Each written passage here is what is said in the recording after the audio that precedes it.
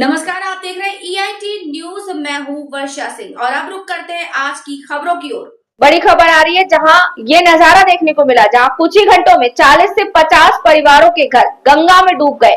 मालदा की खबर पूरी खबर में बने रहिए, देखते रहिए EIT। ए ब्लॉक कटाव पीड़ितों ने जो अपनी आंखों के सामने नदी में अपने घर और सब कुछ खो देने से बेहद बेबस हालात में आ गए।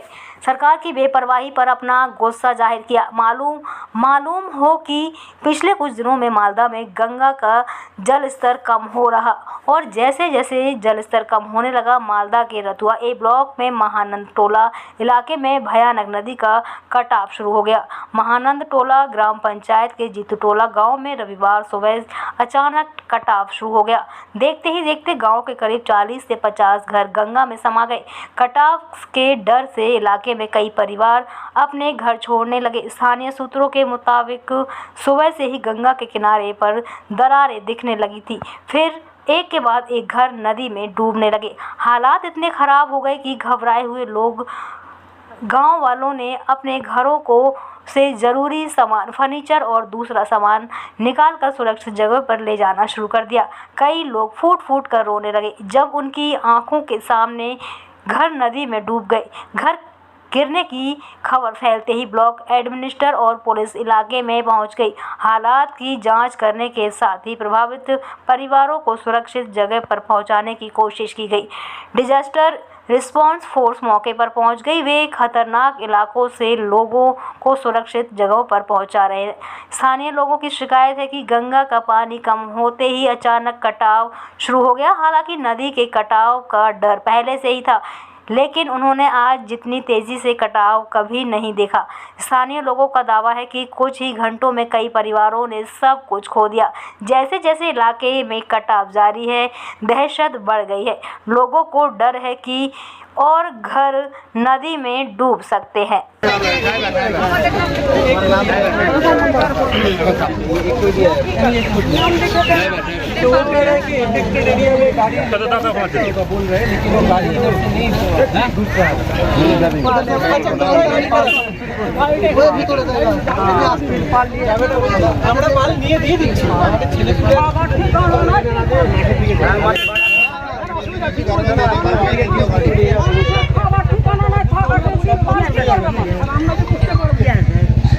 अरे नहीं, वहीं पे दे दो ना, क्या इशू है? क्या খুব এইটাই আছে, আগে থেকে কেউ ব্যবস্থা করলো না, যে আসছে সে দেখে চলে যাচ্ছে। কেউ মানে বলছে না, খালি বলছে এই বেঁধে দিব, এই বেঁধে দিব, এই করে দিব। তো এতদিন থেকে সব এত বড় বাড়ি ঘর পরিবার সব রাইছাই হয়ে গেল। আমরা কোথায় থাকবো বলেন তো বাচ্চা কাচ্চা নিয়ে? उनके बाड़ी घर भांगছেন? ওই তো দেখেন ওই বাড়ি, ওই ছাদওয়ালা বাড়ি ছিল। কোথায় যাবেন এখন? এখন স্কুল। তারপরে কোন ব্যবস্থা আপনারা করে দিতে হবে। ব্যবস্থাটা না করতে গেলে উপায় নাই। আমরা বাচ্চা কাচ্চা নিয়ে থাকবো কোথায়? হ্যাঁ, কেউ এসে প্রশাসনে কেউ এসে? না, কেউ আসেনি। না, কেউ আসেনি। বেশি কথা বলতে কি নাম আপনার? আমার নাম মিনা স্বর্ণকা। এই সকাল থেকে নদী অনেক দূরে ছিল কালকে, তা আজকে আমাদের পুরো জিত্তুটোলা গ্রাম পড়ে যাচ্ছে। তাছাড়া আমরা ভাবতে পারলাম না যে আমাদের বাড়ি ঘর এইভাবে পড়বে। সিচুয়েশন পরিস্থিতি প্রচণ্ড খারাপ। আর বর্তমানে না আমাদের কোথাও জায়গা আছে না বাড়ি আছে। আমরা সবাই কোথায় যাব? আমাদের ছোট ছোট ছেলে আছে, ছেলেগুলোকে নিয়ে আমরা কোথায় যাব? এখানে আমাদেরকে কোনো ব্যবস্থা কিছুই করে দিচ্ছে না, না থাকার কোনো বাড়ি না জায়গা, কোনো কিছুই ব্যবস্থা আমাদেরকে করে দিচ্ছে না সরকার। আমরা কি করব এখন বর্তমানে সেটা আমরা জানতে চাই। আমাদের কোনো ব্যবস্থা করে দিন। আমাদের জায়গা বাড়ি সব পড়ে গেল, আমাদের জায়গা বাড়ির ব্যবস্থা করে দিন, তাকে আমরা দুটো বাচ্চা নিয়ে কোথাও থাকতে পারি, ছেলেগুলোকে নিয়ে ভালো করে থাকতে পারি। আমরা বাড়ি থেকে সামানও বের করতে পারিনি, আমাদের বাড়িঘর সব নদীতে পড়ে গেল। এখন আমাদের কাছে কিছুই নাই, আমরা কি করে কোথায় থাকবো বলেন? কোথায় থাকবো? আপনারা চুপ করে বসে আছেন, কিছুই করছেন না। প্রত্যেকবার বলেই যাচ্ছেন করব বলে, তাছাড়া আপনারা কিছুই করছেন না। এইভাবে যে আমাদের সব কিছু চলে গেল, আমরা এখন কি করি বলেন? আমাদের ব্যবস্থা করে দেন। আমরা জায়গা বাড়ি চাই। সর্বপ্রথম বলে দিচ্ছি, আমাদেরকে জায়গা দিতে হবে। আমরা এখন কি করব? কোথায় যাব বলেন? আমাদের কোনো কিছুই নাই। কি নাম আপনার? সুপ্রিয়া স্বর্ণকার। বাড়ি? এই বাড়ি তো নদীতে পড়ে গেল। কোন গ্রামে ছিল বাড়ি?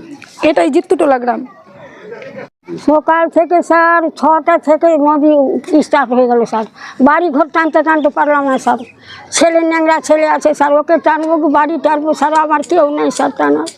এই লোক গালাকে নিয়ে আমি করছি কাজ স্যার। আমার এই বাড়িতে ছিল সবটাই চলে গেল, গাছ গাছালি বাড়ি সব চলে গেল। কখন গেল আপনার বাড়ি?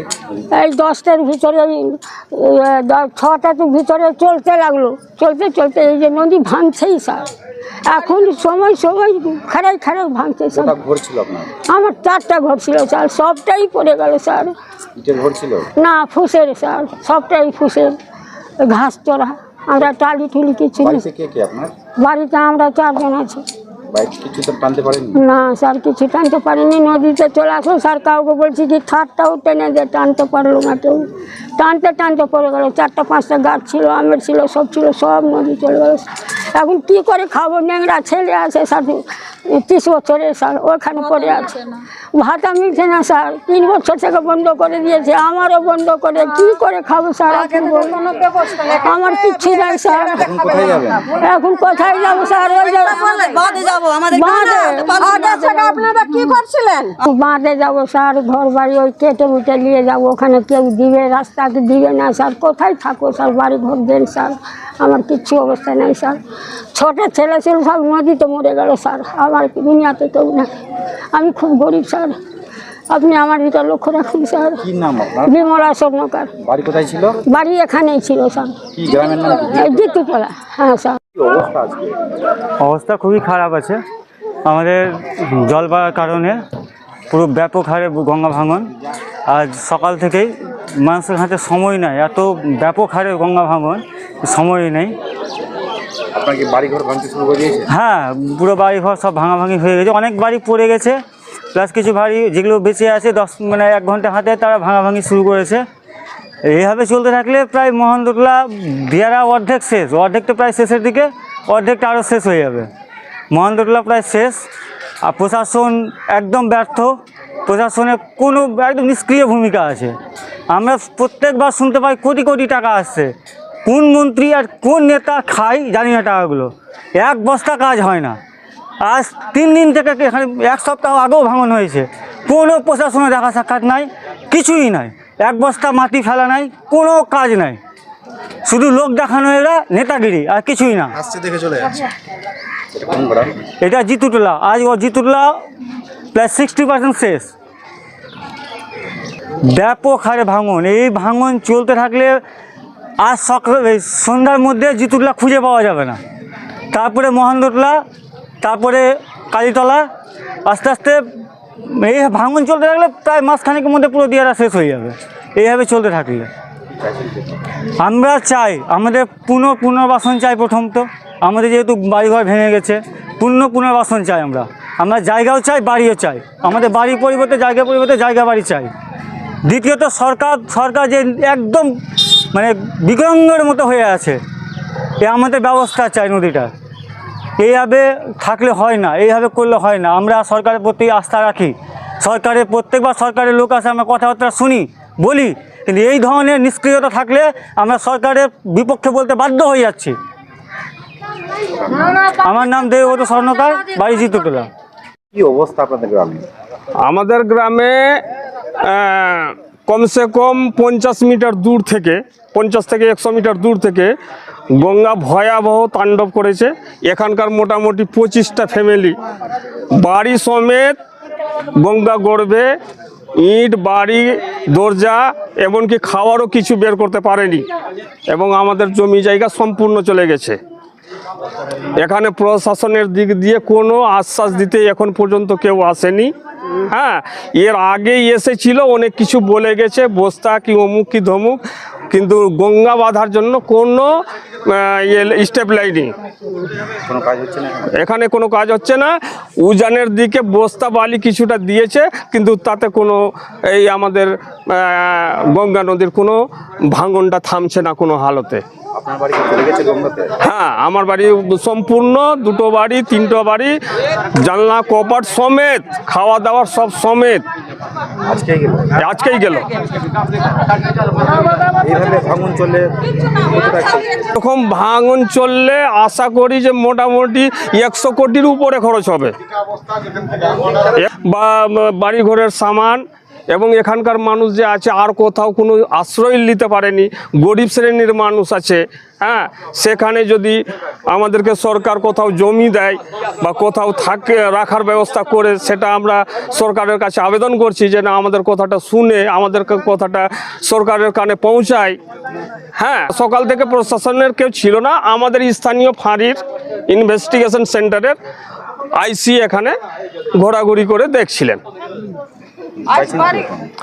আমরা চাইছি সরকার আমাদের ব্যবস্থা করুক, আমাদের জমি জায়গা থাকার ব্যবস্থা করে দিক, বাড়ি তৈরি করে দিক, খাওয়ার ব্যবস্থা করে দিক।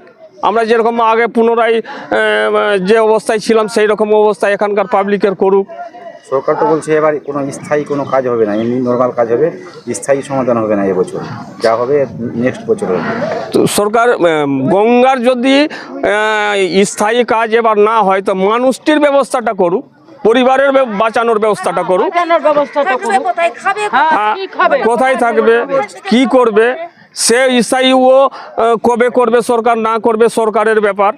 আমরা তো বলছি যে আজকে থেকেই করুক, কিন্তু যখন পারবে না তো আমাদের সম্পূর্ণ যেভাবে মানুষের মতো একটু দুদানা করে খেতে পারি সেটা ব্যবস্থা সরকার করে দিক। আমার নাম সঞ্জয় পোদ্দার, বাড়ি জিতুটলা। এই এখন যে নদী ভাঙছেন এই যে সামনে, এটাই আমাদের বাড়ি।